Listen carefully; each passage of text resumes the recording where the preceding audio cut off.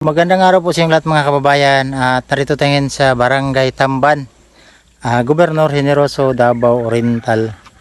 So nandito tayo ngayon sa bahay ni Nana, yung ating natutulungan sa tulong ng ating sponsor na si Ate Anonymous ng Andura, no? So nandito tayo ngayon. Ito yung pangalawang araw sa pagtrabaho natin sa bahay ni Nanay. So bisitahin natin ngayon kasi nakita ko nandyan si Nanay, mga kababayan na yun. So ngayon kasama natin si Nanay sa ating vlog. So tara.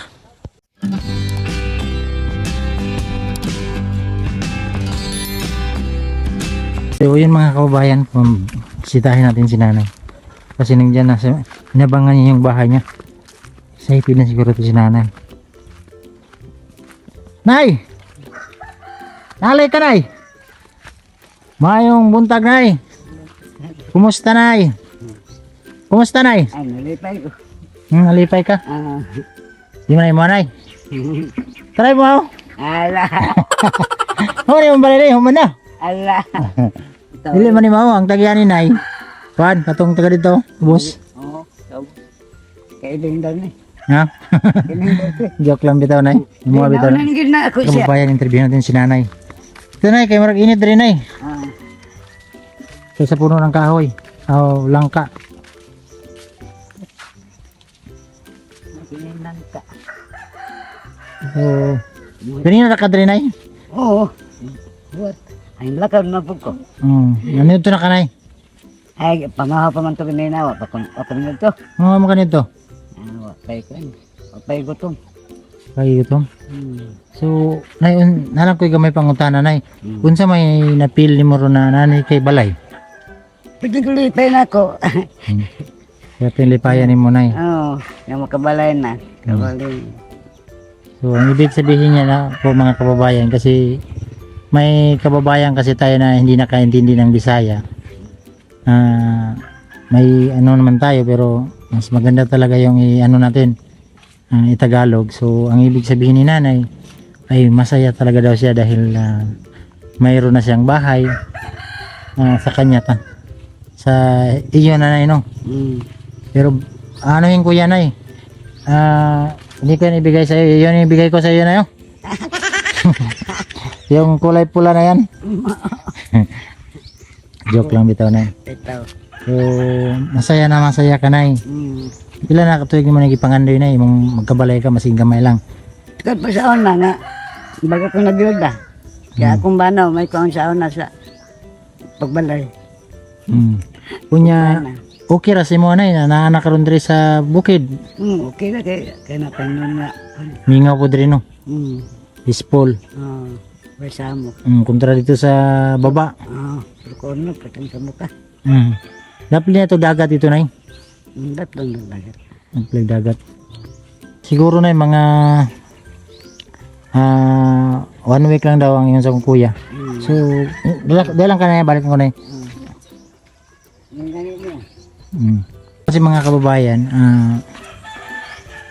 wala ngayon yung kuya ko dito. Nakita niya at walang nagtrabaho. Ayan pa yung mga materialis. Andun pa yung iba. Kasi kanina dumating yung mga materialis. So yung kuya ko kumain sila kasi ang oras dito ay mag-alas 12. Nakita niya at napakainit. So nanghalian muna sila. Nagpahinga muna doon sa puno ng mangga na yun. Kasi nagkain sila doon.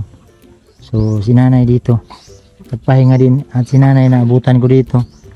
Kiningking na niya yung bahay. Parang excited talaga siya na matapos. So kawawa si Nanay. Excited siya matapos yung bahay niya. So yan, ano to mga kababayan, kalimutan ko na yung taas nito. Ito yung pangalawang araw nila na. Ayan, may mga yung poste nito buhusan ng simento para matibay talaga. Kasi pag hindi mo yung kahoy kasi hindi mo lagyan ng simento yung poste, baka anayin, maputol. So init dito. Balik natin si Nanay. Awayin na naman natin. Nay, kinsa ning langka diri, Nay? pinsan nangka kay balo. Hmm. Magay na yung nangka kay landong. Oh, dire ka magpundo-pundo. Kay balo pinsan. Katong balay dito na kuha na to sa tagya. Ha? Kung ano to? Kuha to sa tagya. Dugay man ang tagwa. Aning balhin na ko dugay. Balhin ko. Dugay na po ito niya isbon. Ang ibig sabihin niya kung may bahay ka na, matagal ka nang umalis doon. Ang na yun. Hmm. Manjog ko ka. Hawa. Pero ngayon makaalis ka na talaga na dahil may bahay ka naman kahit maliit lang. Iba daw itong ipaubos ka ng string line daw. Ibahin nila tapos ayusin. Mm. Ilang taon na ba yun ay? Bayan din na kapin. Kay, 20 na katuig? kay ang akong bana namatay, 11 naman. So kumusta yung mong pagkuanog silhig na Na mga kalima kabangan. Silhig? Ayun na pagbalikan. Pero dire-dire pwede na pero maglakaw. Ayun na paglakaw. Ang akong itong ingnan na yung utol nga. Ako'y panghatag sa inyo Ayaw, paliton ako kung nakasilig. Ayaw, ibalik. Ayaw, ihatag. Kay kapoy may magtrabaho na. Murang ihatag. Ay, siya, okay na sa kuha. Kay... Ayaw. Kira na. Ako itong ingnan na yung utol. Kung kuya. Kinsay gapo sa mo, nay? Ha? Kinsay gapo sa mo? Ay! Sapot ni mo. Kinsay gapo sa mo doon? Siya ako. Kasi awin mo. Kaya, abin mo nang matigwang na kung mausap na rin ang panagway. Bata pa mo pagkakaya dahil. Nakasilingan din na Sila. Tingnan mga kababayan kasi walang hindi masyado maingay dahil may kahapon kasi napakaingay dito yung mga music dyan, may nag-music. So, kahapon mga kababayan, may napansin ako dito ba na dalawang tao. Yung nanay, may isang nanay nakita ko kahapon dito. Ngayon wala na. Ang anak niya PWD dito nakita ko. Tapos nagkuha ng balanghoy kasi balanghoy yan dyan. May kinuha sila dyan. Surveyin ko siguro pag may time ako bakante, isurvey ko yan dyan. May nakita ko gahapon dito mga kababayan. Akala ko gumalaw kasi yung mga damo-damo dito, yung mga balanghoy kasi to dito. Gumagalaw to yung mga balanghoy dito ba? Gumalaw tong balanghoy kaya akala ko ahas. Pala may tao. May nanay din dito na may anak siya na kasama na PWD. Pag may time ako siguro mga sa bukas siguro mga bisita natin kasi may napansin talaga ako kahapon dyan. Kasi dito kami kahapon, nag-layout kami dito. Ayan, napaka laki ng mga pusti ng bahay ni nanay. So ayan, napakaraming kahoy doon. Bago na to niabot ang mga kahoy na Karoon lang. Karon lang? Oo. Sundan ko. So kahapon kasi yung kulang pa yung mga kahoy nandyan sa kuan. Yan sa unahan. So ngayon hinatid yung kulang para lakuyan na nanghalian lang. Ito yung pangalawang araw sa trabaho namin dito.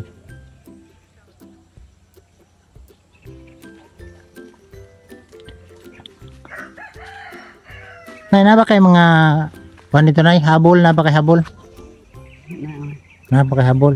Banig na ba ka? Kan noog la ko ibanig. No gray mga banig. Oo, ako ibanig ako ang Ba kay banig? Binuhal wala. Oo, ako ipali. Banig sa kanang ka. Romlon. So sige lang pagkahuman sa imong balay na no. Magpalit tag banig nay kanang sa gusto nimo banig nay. Pum, banig, katre, o unsa? Akala ang nalay ka. Romlon. Kana lang kuan. Bugnaw man gud nay no. Oo, bakit? Yung kuan ginawang kuan romblon. Yung kuan dahon para malamig ka kung si pum kasi mainit nay no. Hindi ko kaya na. Kadaot na ng pum. Kadaot po sa bulsa no. Nakakilawat mo sa di. Mahal. Oo, makain. Uy, Sinanay mga kababayan, kasama ko. Kung bago pa lang kayo sa aking YouTube channel, ito po yung nanay na nakita ko sa kalsada na nagbinta ng walis para may makain. Ito po yung story ng buhay ni nanay. Nakita ko sa kalsada, so sinabi ko sa kanya na bumalik na lang sa bahay para binigyan natin ng konting tulong. So in-upload natin sa YouTube. So may nakapansin, may nakakita. Isa ding kababayan natin na taga Mindoro. Siya po yung ng sponsor na nagtulong kang nanay. Ayaw lang niya magpabanggit ng pangalan niya dito sa camera. So anonymous lang po no, ng Andorra. So siya po yung tumulong kang nanay. Ang kwento ni nanay ay napakasakit sa atin na kung isipin natin no, na biruin mo walo, anim ba yun ay? ah, 5 ba ito kasi mong baligya? 8. 8. 8. Oh, so 8 ibinta niya. Kaya mo siya.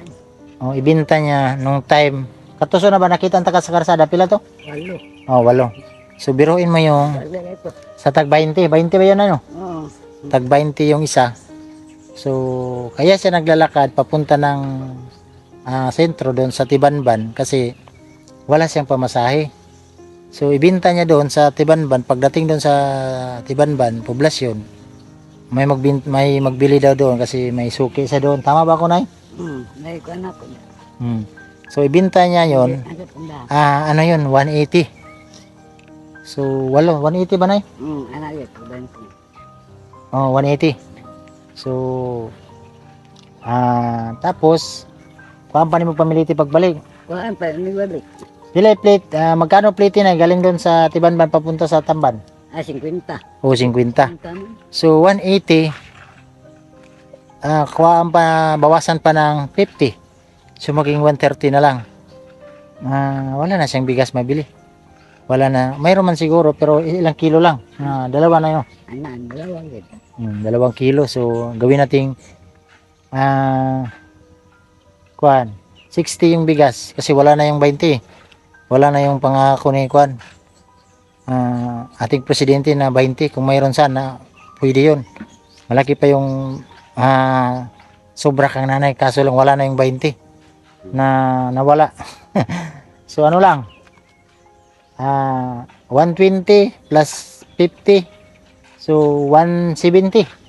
Tama ba ko, Nay? So ang binta ni nanay walis ay 180 so 10 pesos na lang yung sobra. So kulang talaga. Wala na siya pabili ng ulam, asukal kasi kape kailangan mo na yun, asukal, gatas. Mojit. Wala na. Wala na. So yun ang kwento mga kababayan. Ang kwento ng buhay ni nanay kaya nantik yung ating mga kababayan na nakapanood nawa. So ayun, sabi ng sponsor na bahayan siya kahit maliit lang at least sa kanya. Yun, mga kababayan, gusto lang ni nanay magpasalamat daw sa sponsor. So Nay, ngayon anong masabi mo, Nay? Salamat ko sa inyo lahat. Nga, tabangan ko ng bahay. Bilpad kayo. So masaya daw siya, ate, sa tulong mo na napabahayan mo siya kasi matagal na niya na pangarap na magkabahay. So yun lang na yun, marunong tayo magpasalamat kasi wala man talaga tayong maganti sa kanila na bayaran natin ng pera. Yung pagpasalamat lang sa kanila ay masaya na sila doon kasi pagod, pawis ang inalay nila sa pagtrabaho para makatulong. So walang tao na magbigay sa atin ng bahay dito, pero yun nga ay nakita ni ate yung sitwasyon mo, nakita ng ating mga kababayan, ng mga sponsor, yung sitwasyon sa ating mga kababayan na tulad ni nanay na matanda na, palisin pa sa tinirahan, so kawawa. So yun mga sponsor natin, sila yung mga tao na hindi sila nakalimot kung saan sila galing, ano yung pinanggalingan nila, ano yung buhay nila dati. Kasi kung ano yung nakita ni sa mga sponsor, ganun yung mga buhay nila dati. Kaya hindi sila nalimot kung saan sila galing, no? Naman talaga importante na marunong tayo magpasalamat. Kasi kung hindi dahil sa kanila, Eh wala tayo ngayon dito. Ako na kung ako matulungan man kita pero sa pagkain lang siguro makatulong ako sa iyo. Pero sa mga pabahay ay mahirapan talaga tayo dahil malaki ang gastos pagbahay na kahit maliit lang na. So ngayon pagpasalamat lang tayo sa sponsor, no? So yan mga kababayan, no, dahil uwi din ako kasi wala pa akong tanghalian kasi nagkuha kami ng yung kahoy, yung mga sinabayan ko na lang, hindi ko na lang binabidyohan kasi napakainit mga kababayan, nagmumotor lang kasi ako, kita nyo yung pagmumukha ko napakainit. So tanghali kasi dito, kita nyo at wala yung kuya ko nagtrabaho doon pa nagpahinga, so mamaya pa siguro yung hapon. Hindi na rin siguro. So nay, maghinahinay na ko nay ha. Sige. O katong nagdalay kag paminit kanina nay. O ganun, merinda. O nagbigay si nanay ng merinda mga kababayan. Nay, ay napakatag merinda nay ha. Imuha na lang to ha. Ang sabi na Oh, ayaw na may pakauna, ayaw na may tagay pa mainit. Ang sabi na Pasagdihin na may. Salamat ka. Nag-import si nanay sa amin mga kababayan kanina. Asa na yung dala mo nay? Tuan na, kung idakay, basit ka unog iro. Hindi na. Nagdala si nanay kanina dito ng nakita ko may Pinapay. tinapay, tubig, ano pa yung dinala-dala niya para ibigay sa kuya ko. So wag mo na kaming pansinin nay ha. Sige, sige. Oh, kaya na namin buhay namin nay. Salamat sa pag-intindi nay ha. So antay-antay lang nay, basta bilhan kita ng anong kuan mo sa bahay, no. Ha? Ikaw. Sana po ay pansin natin yung ating vlog kang nanay para kung ano yung matulong yung kang nanay at i-email lang ako para agad matulungan natin kung ano yung pangailangan kang nanay kasi ay yan nga ay wala nang hanap buhay, matanda na, so kahit pagkain lang ay masaya na siya dito sa bigay natin, no. So nay, maghinainin ako nay. Salamat. Oh, bye bye nay, bye bye. So naman kay bugas na, no. Ha? Napa kay bugas. Ay, mais ko ito. Sila. Sila na. Kami ng mais na kay dili makaiblood mo yung humay. Oo, magipang-lipunggol ko. Oh, mais yung ginakaon nay. Sige nay. Salamat din. Oh, sige nay, kay mo balik na pug kog madre, mo trabaho to sila kuya ron. Okay, So, uwi na po kami mga kababayan. So mga kababayan, dito muna ako sa kilid ng dagat. Kasi may nagutom kasi tayo doon. May ano kasi dito, may tawag dito. May kainanan. Kumain muna ako. Barangay na to dito mga kababayan, Barangay Magdog. So ang Barangay Magdog at sa Katamban magkadugtong lang. So doon sa aming lugar, yung ating shop, doon sa unahan. Itong napakagandang view dito. Yan.